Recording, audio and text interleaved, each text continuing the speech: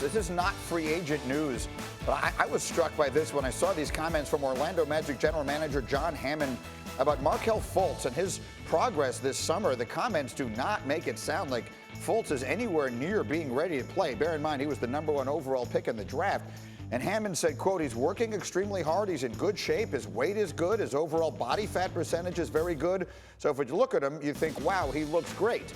Also in those comments, he said he's not going to play Summer League, and he doesn't appear to be anywhere near being ready to play. So, Jay, Will, let me start with you. What is going on with Markelle Fultz, a guy who a year and a half ago, they traded up to make him the #1 pick in the draft? I don't think anybody knows. He's only played 33 games. He stepped his feet on the floor 33 times. And, for the GM John to come out and say, hey, he has no body fat, like, that's the first thing I saw. I was like, we're talking about his body fat? Like, yeah. When is he going to play?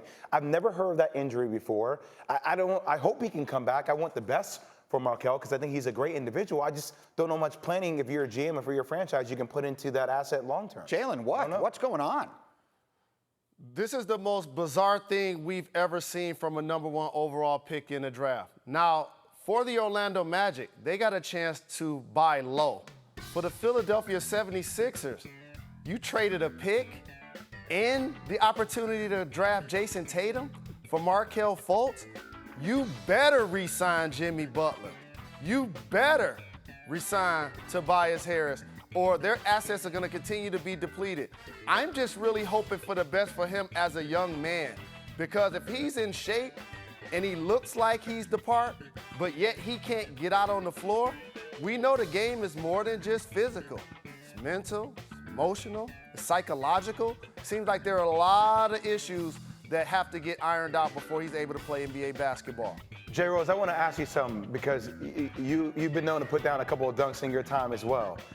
All the dunks that we're seeing him do back in the day, like, the reverse clutch and coming from here, wouldn't that affect your shoulder to some degree? Like, if that's thing, so your shooting motion, you can do all that, but then it gets here, that has to be right here though, right, Jay? That has to be psychological. Absolutely. It has to be psychological. And look no further than when he was double pumping at the free throw line. That let me know that something was going on psychologically. And Ben Simmons, in a different way, is affected by the same thing. Greeny, Jay, Ben Simmons is a perennial all-star and doesn't attempt shots outside the paint. I didn't say doesn't make shots. I said doesn't attempt shots outside of the paint. So he and Markelle Fultz have that in common. But for Markelle Fultz, again, a guy that went #1 overall in the draft, I'm just rooting for him as a young man. I'm not even necessarily focused on him as a basketball player anymore. And now in the 2017 draft, you have the #1 and #2 pick that were both traded from their teams to other teams. Yeah, it's incredible how quickly all that stuff turned. Thank you for watching ESPN on YouTube. For more sports and analysis, download the ESPN app, and for live streaming sports and premium content, subscribe to ESPN Plus.